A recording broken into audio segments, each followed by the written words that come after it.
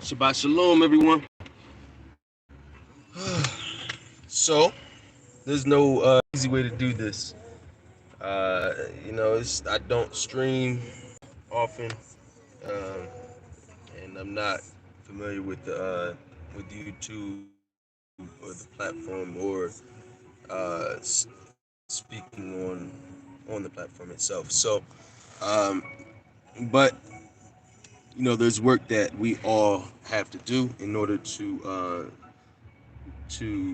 fulfill the prophecies that need to be played out, that are being played out on earth. And it's incumbent upon everyone that has a piece of knowledge, a piece of information, to actually bear fruit uh, and give that information out freely.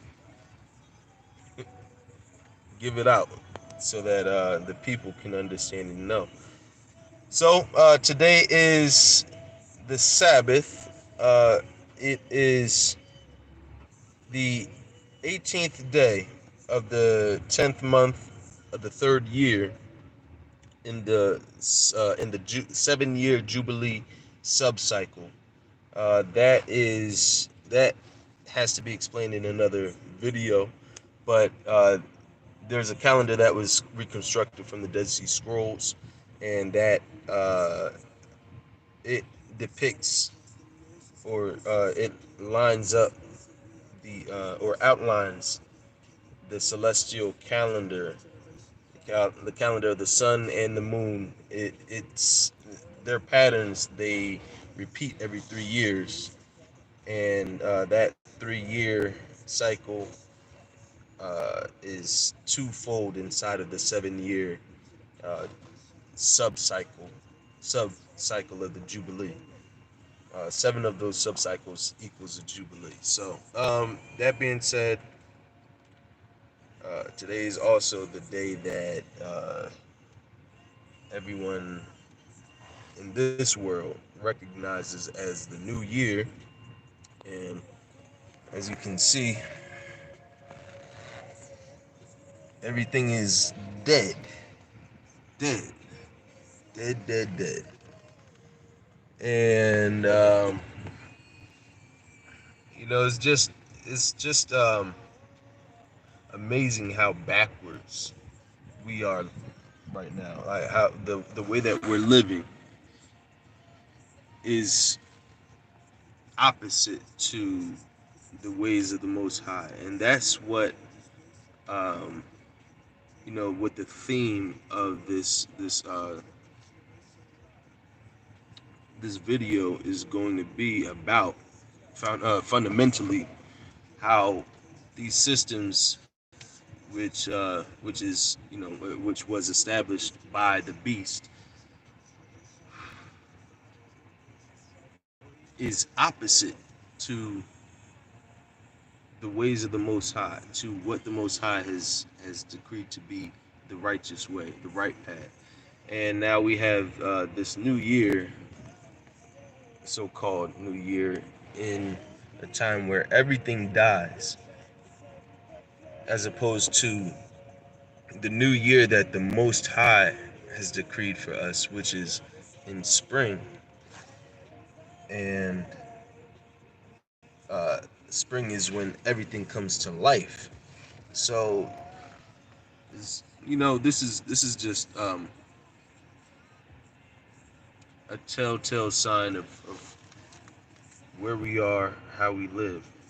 But this video is called "The Mark of the Beast versus the Mark of YAH," and it tells we're going to explain the dichotomy between the Mark of the Beast and the Mark of YAH, and we're going to be able to identify the Mark of the Beast by identifying the Mark of YAH, and that's how we're going to be able to distinguish between it. Because I know there is a lot of speculation, a lot of conversation about what it actually is Is it the is it the is it that? Is it a chip that you snort up, or that or that they're gonna implant in your brain, or it's a whole bunch of stuff. But the truth is more, um, it's more wholesome.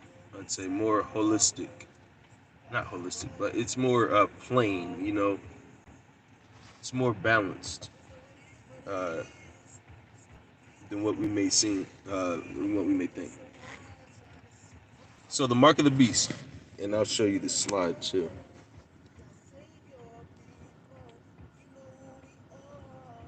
An observation of corresponding signs, marks, and seals. What is a sign? A sign is a consistent object or visual display that is ideologically attached to a covenant or promise.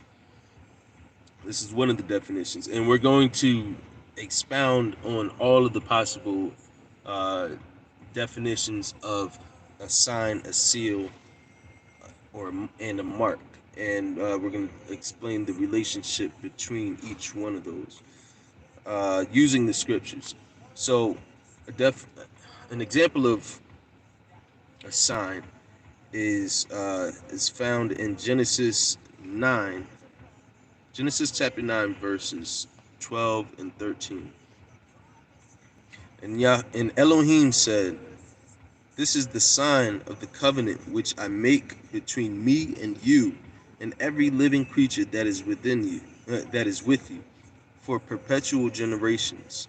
I do set my bow in the cloud, and it shall be for a sign of a covenant between me and the earth." So that rainbow in the sky is a sign of a covenant.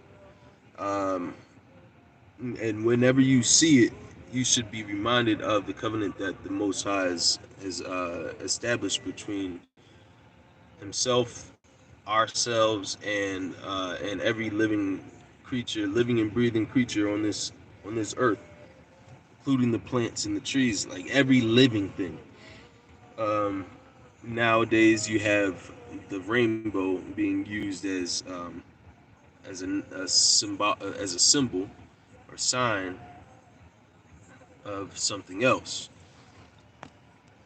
uh, particularly in the Holy Land that's being trampled down by the Gentiles as we speak.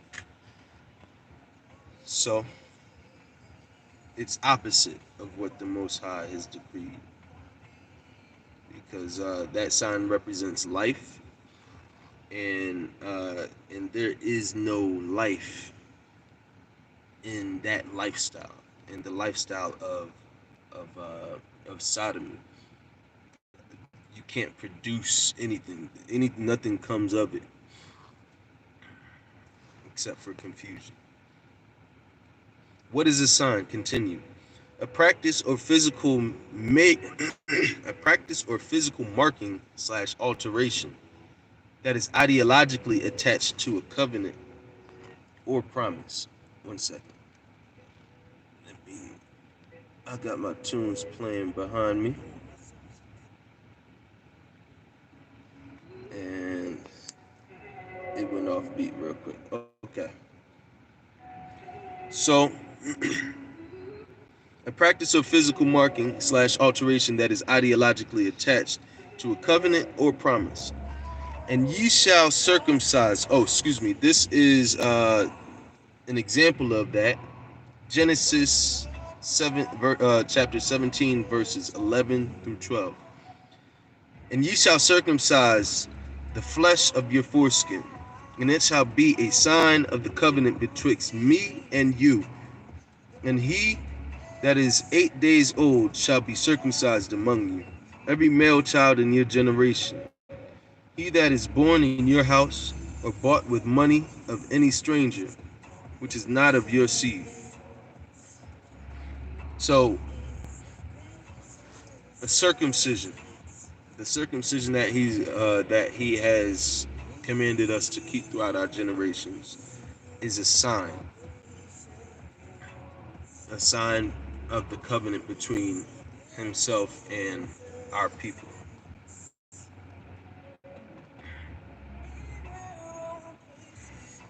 So I will pose that a sign equals a seal, and a seal equals a mark, and a mark equals a sign. That they're all equal. They all point to one another, and they all are the same and interchangeable. I'm going to define what each one of those is in the Greek and in the Hebrew.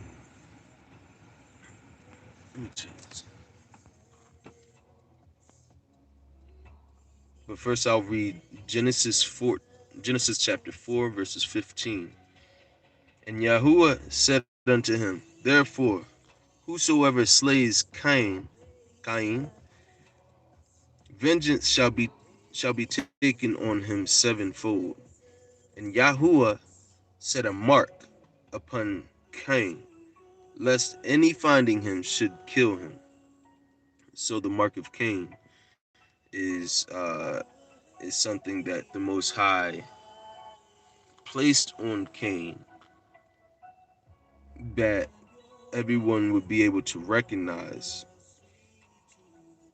and know that this is the murderer, that this is the fugitive. So that's another form of a sign. It's just a mark in order to distinguish Cain from everyone else, every other family of mankind. But to define it, signs, strong H226, Hebrew oath, oath. That's the Hebrew word, and that should sound familiar to you, because a lot of the words that we have, a lot of the letters, they come from uh, ancient languages, and a lot of times there's little um, deviation from what they mean and what they look like and and how they sound. So the pronunciation, oath. Definition, probably from H225, in the sense of appearing, a signal, literally or figuratively, as a flag, a beacon, monument, or omen. Prodigy, evidence, mark. So a sign is a mark, miracle, an ensign, a token, a token. It's used as a sign 60 times. It's used as a token 14 times, this word. It's used as an ensign 2 times. It's used as miracles twice, and a mark once.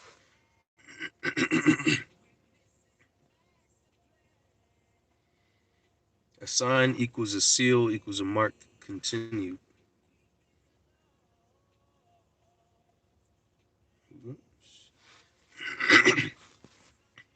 A mark in the Greek is charagma. Charagma. From the same as G5482, a scratch or etching that is stamp, a badge of servitude or sculpture or figure, a mark. Seal in Strong's in Hebrew is tav, tav, or tau, in how you would say it. But in how you would say it in Greek, the letter tau comes from the letter tav in Hebrew. So that is also uh, expressed by the paleo pictographical representation. Dang, I gotta wipe my screen off. Is it should look familiar to you as well. It should look like an X and X marks the spot, or it is a target, a bullseye, um, whatever you wanna call it, a crosshair, but it it is typically used to identify, um, and that is what we find the word seal is translated back to in the Greek, in the Hebrew. And the definition, a mark. The definition of seal is a mark, by implication, a signature, a mark. Uh, and that is how it's used in the Greek as well. It's a signature. So a sign equals a seal equals a mark. Continue. A seal in the Greek translation is sphargus, sphargus. The definition, probably strengthened from G5420, a signet as a fencing or protecting from misappropriation. By implication, the stamp impressed as a mark of privacy or genuineness, literally or figuratively. A seal. So a seal, in order to protect, uh, you could say keep sacred. The saints are kept safe. They're kept separate, literally and figuratively. So that is the definition of the seal. It's also to identify, just as tough, or just as a mark. A seal in Strong's, the Greek, Sphargus. Okay. Another definition is, one second, is to stamp with the signet or private mark.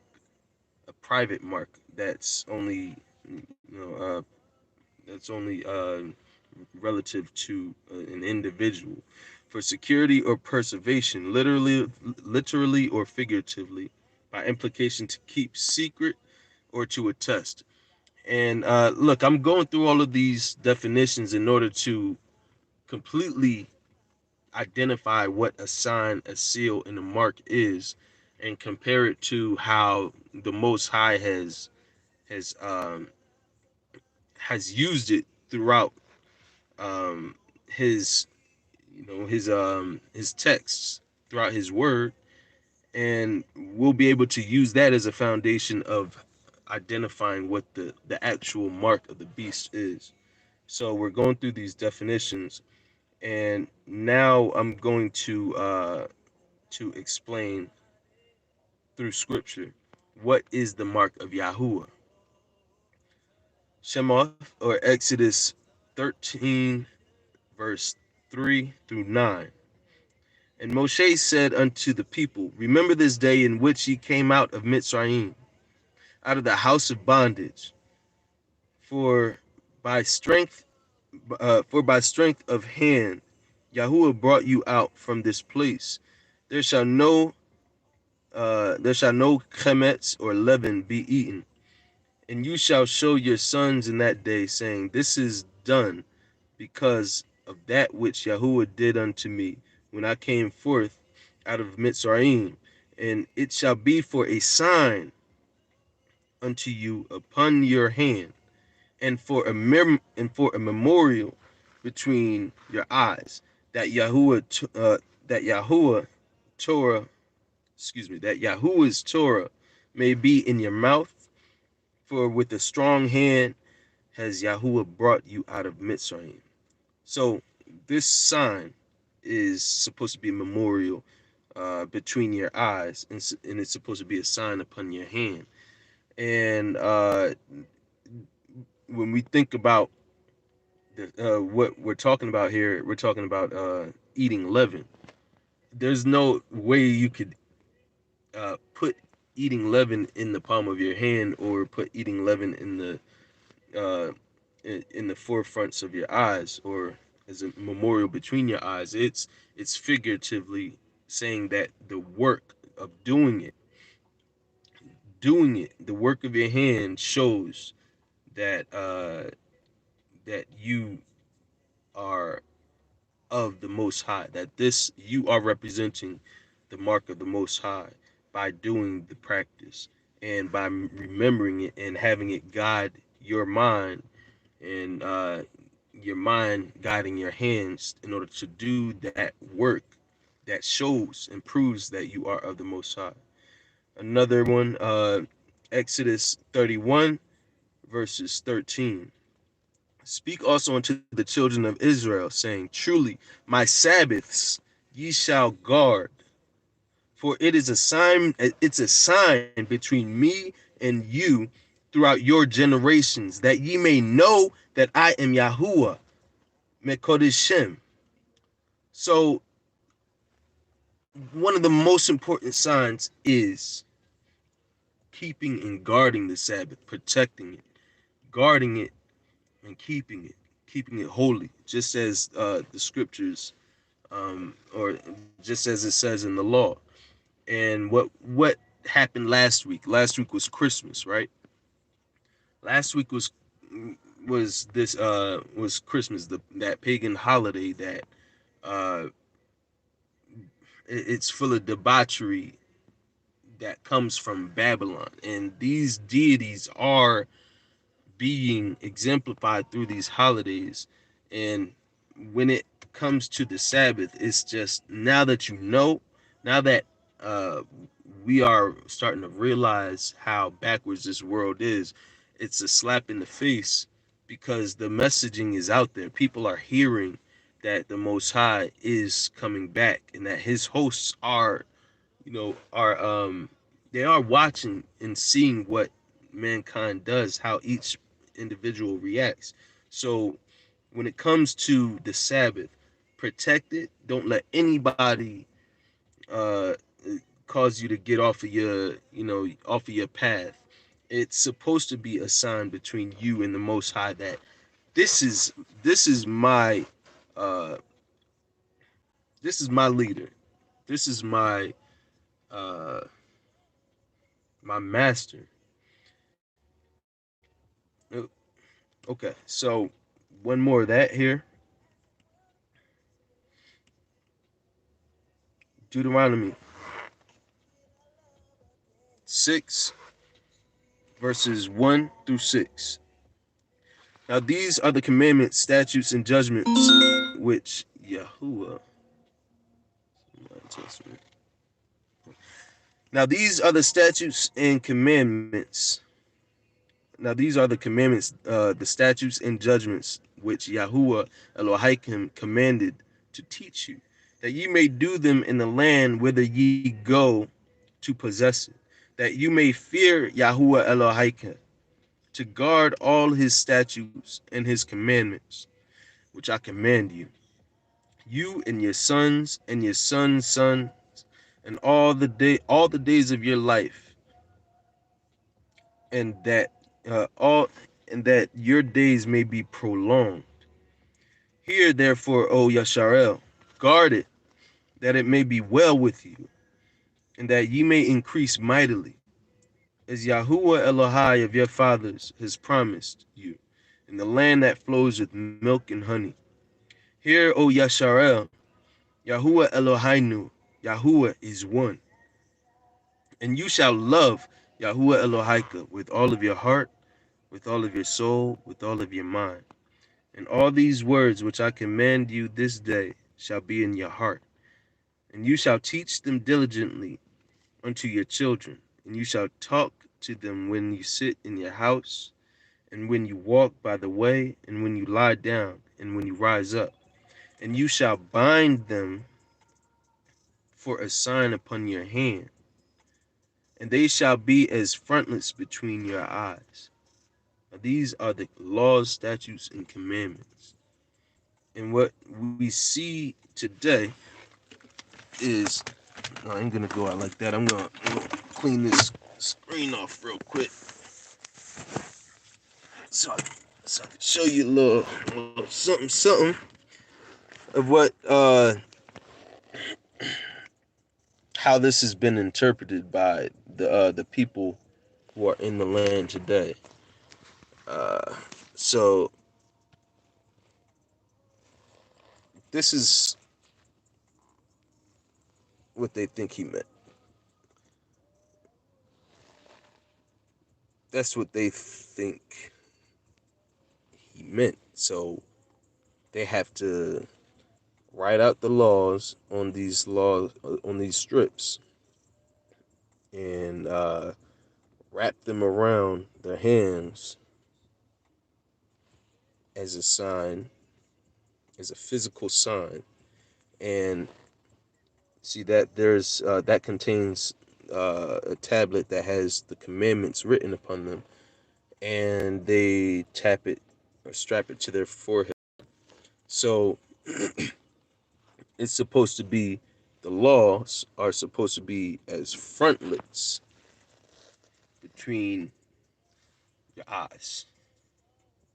So if they want to be literal, it's not even in between the eyes. It's up here somewhere. Um, yeah. So that's how it's just a lot of um, misunderstanding and corruption of what the Most High has written. So what is a frontlet? The Hebrew tofafa. Uh, that's what it's called in Hebrew, the tofafa, a frontlet. Uh, from an unused root meaning to go around or to bind. A fillet or a forehead, frontlet. It is a circumscription or boundary that must be placed around our minds as a guide, bind, or seal between the eyes. The law guides the mind guides the tongue and the hand, and consequently, the works of the hands and the words of our mouths are a reflection of the mind, all three of which should exemplify or represent the covenant between Yahuwah and his children. And we explained before that a representation of a covenant between Yahuwah and his children, or between anybody, is a sign of that covenant, and it's supposed to be a representation. So again, we're going through all of this in order to solidify a foundation of whereby we can identify and fully uh, clarify what the mark of the beast is, because we know that the beast uh, is always opposite of the Most High. The purpose of the sign, seal, or mark: to display loyalty to a higher authority, a particular leader or master, to remind oneself and others of a promise that was made or oath that was taken, to preserve a tradition or way of life, to designate or separate for a particular purpose. Example, to protect, to spare, or to honor. Example, Ezekiel 9 verses 1 through 6. He cried also in my ear. You know what? Let me this thing is let me all right. He cried also in my ears with a loud voice, saying, cause them that have charge over the city to draw near, even every man, even every man with his destroying weapon in his hand. And behold, 6 men came from the way of the higher gate, which lies toward the north, and every man a slaughter weapon in his hand. And one man among them was clothed with linen, with the writer's inkhorn by his side. And they went in and stood besides the brazen altar. And the glory of Elohai of the Elohai of Yasharel was gone up from the cherub, whereupon he was, to the threshold of the house. And he called to the man clothed with linen, which had the writer's inkhorn by his side. And Yahuwah said unto him, Go through go through the midst of the city, through the midst of Jerusalem, and set a toph, a seal, upon the foreheads of the men that sigh and that cry for the abominations that be done in the midst thereof. And to the others he said in my hearing, Go ye after him throughout the city, and smite, let not your eyes spare, neither have ye pity. Slay utterly old and young, both maid and little children, and women, but come not near any man upon whom is the toph, and begin at my sanctuary. Then they began at the ancient men which were before the house. So that seal, mark, or sign was was an instrument to distinguish those who were chosen to be spared and saved and protected by the Most High.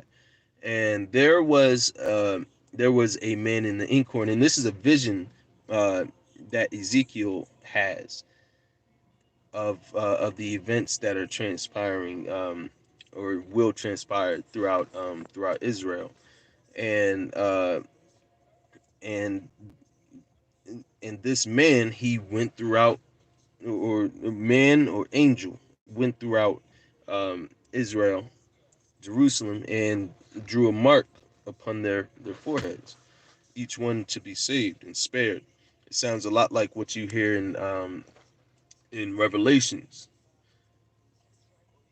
The purpose of the sign, seal, mark continued. Revelation 7 verses 2 through 4.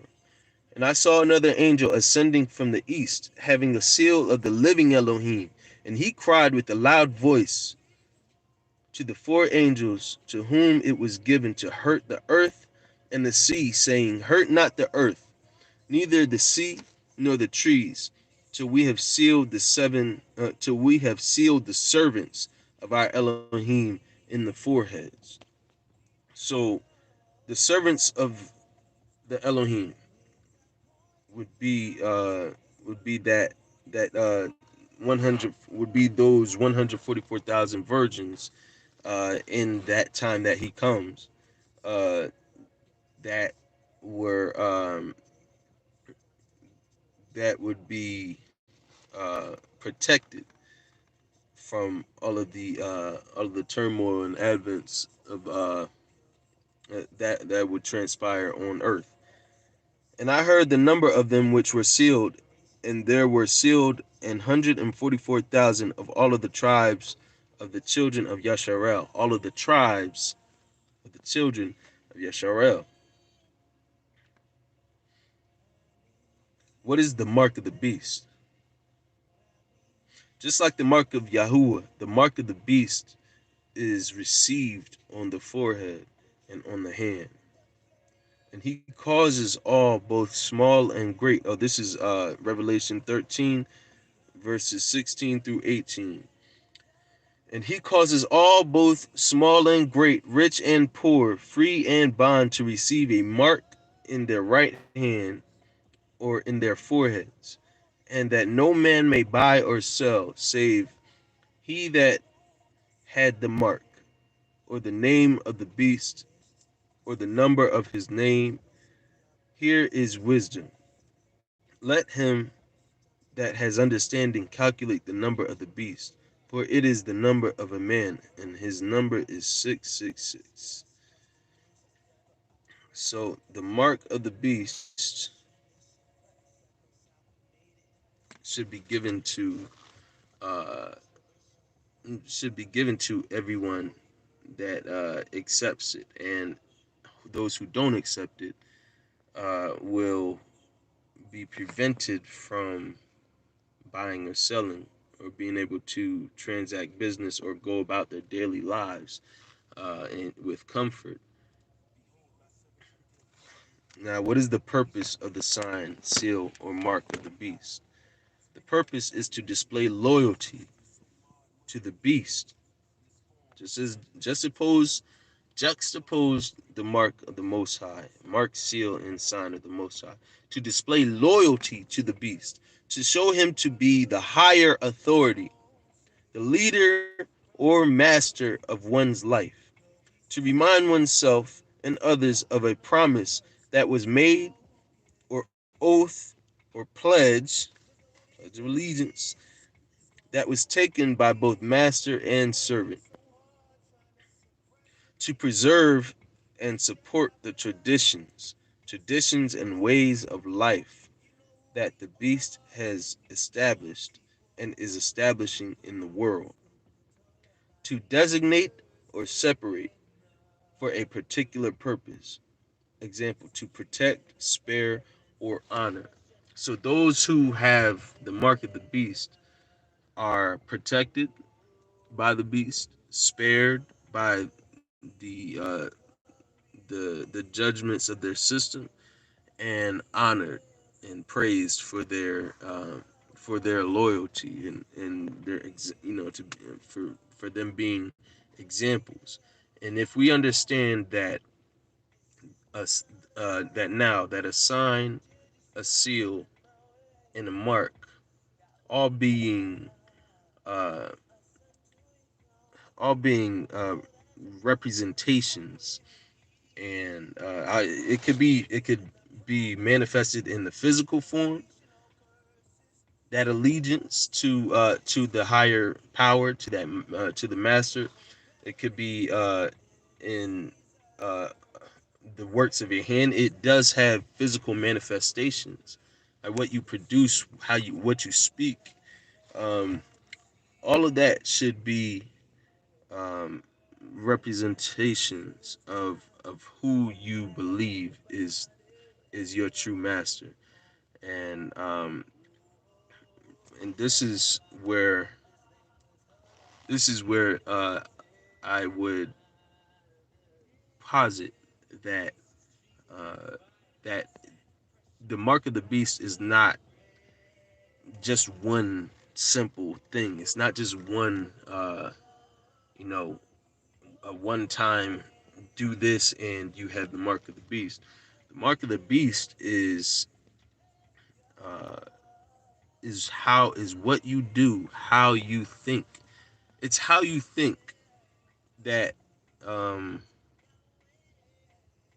that establishes the power of this beast. And if we are all familiar of the idea that the beast is these nations that have ruled this world, and particularly the papacy and all of these entities and empires, the red dragon, all that good stuff, um, then we should understand that promoting and just thinking that they are the end all be all, that their systems, including their healthcare systems, their the the political systems. Look, they're not all. It's not all. There is good in every single thing that transpires throughout, or every single thing, every single system. There is good in it. Nothing is completely evil as far as it's displayed to mankind, or because mankind, they do want the system to work, and in order for it to work, people have to live and be comforted, and have have joys in life. But uh, to fully commit to the idea that they have everything uh, uh, in their hands, that it's, that you completely trust everything that is said and that you're instructed to do, from any anything that has to do with perpetuating this evil system that oppresses this world. When you uphold that, you exemplify the mark of the beast, and uh, that is where your mind, that is what guides your mind, and that is what the works of your hand produce. So, with that being said, I will conclude uh, this discourse. We'll conclude this live, and I'll just pray for peace for all of you, peace for myself, and I ask the Most High to be with us as we continue to grow in knowledge and power, and be the people that we were meant to be, the Kodeshin. All praise to the Most High. Peace.